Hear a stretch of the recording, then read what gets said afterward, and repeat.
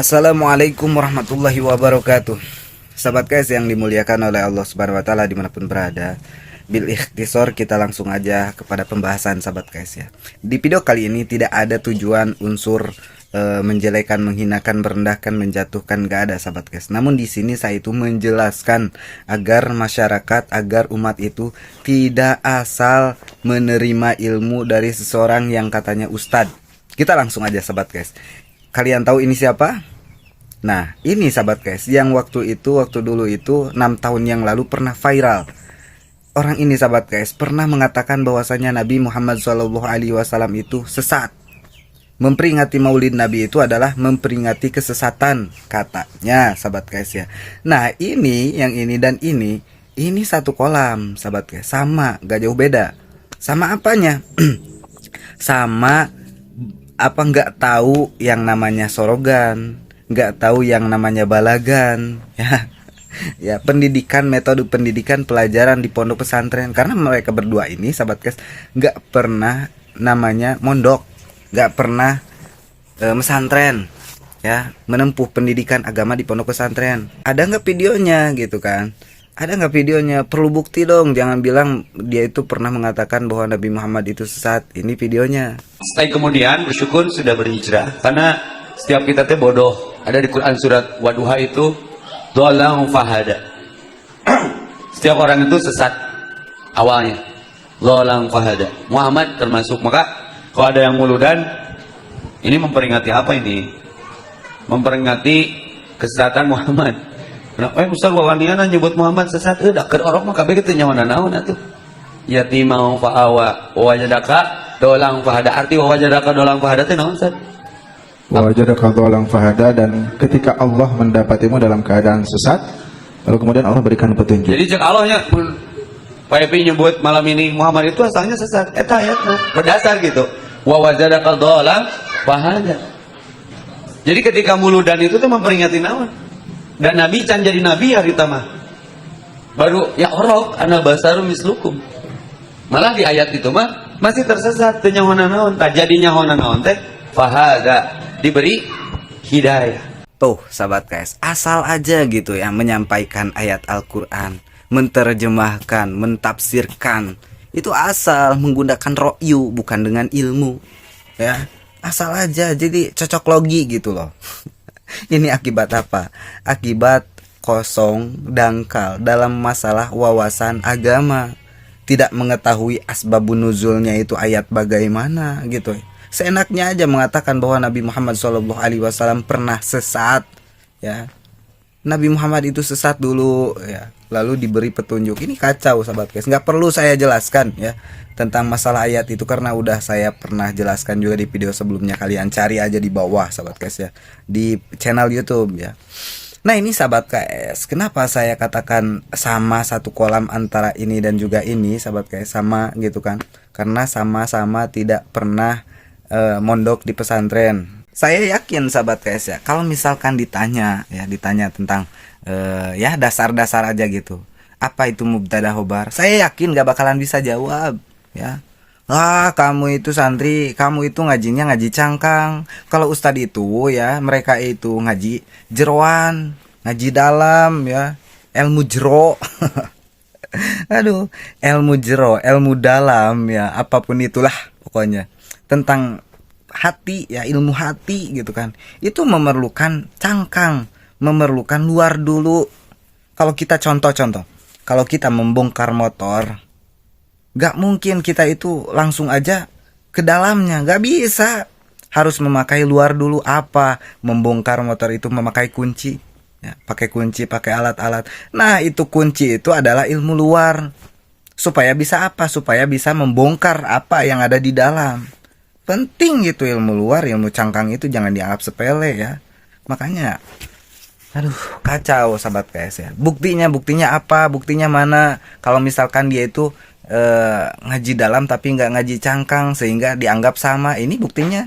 Sirotol mus tuduhkeun abdi kana jalan nu lempeng, pan bayangan urang pa jalan nu lempeng teh engke cukang sirotol mustaqim buuk hiji bagi 7 seket alabatan pedang ali geus moal aya jelema salamet atuh. Tuh, sahabat guys, asal aja gitu ya menyampaikan ayat Al-Quran ya, tanpa penjelasan ke depannya apakah bakal ada yang selamat atau tidak, itu nggak ada penjelasan ke depannya sahabat guys. Mentok aja di situ. Nggak bakalan ada yang selamat ya melintasi jembatan Shirathul Mustaqim itu kata dia. Itu kata siapa? Nggak bakalan ada yang selamat. Ada yang selamat ya melintasi jembatan Shirathul Mustaqim itu siapa? Yaitu orang-orang yang diridhoi oleh Allah Subhanahu wa taala untuk masuk ke dalam surganya Allah Subhanahu wa taala. Kata siapa nggak ada yang selamat? Orang yang nggak selamat itu adalah orang-orang yang dilaknat oleh Allah Subhanahu wa taala, yang dihukum oleh Allah Subhanahu wa taala atas apa? Atas perbuatan sewaktu di alam dunianya ya, tidak mengikuti aturan-aturan Allah, melanggar larangan Allah Subhanahu wa taala. Itu ada yang bisa melintasi jembatan Shirathul Mustaqim ya. Itu mungkin ada ke depannya penjelasannya itu ya, kita simak lagi ya keterusannya. Moal aya jelema salamet atuh. Shirathul Mustaqim engke geus tong waka diterjemahkeun engke. Ayeuna naon atuh jalan nu lempeng teh? Apan eta dina surat Al-Fatihah keneh, Shirathal ladzina an'amta alaihim magdubi alaihim walad eta gini. Shirathul Mustaqim jalan nu lempeng teh jalan jalma-jalma nu dipaparin kanikmatan.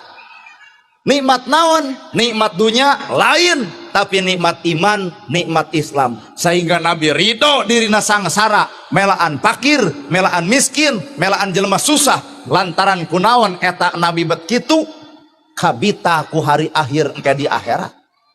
Tuh sahabat guys, nggak ada penjelasan bagaimana orang yang menyeberangi jembatan Shirathul Mustaqim itu di akhirat itu, apakah ada yang selamat atau tidak.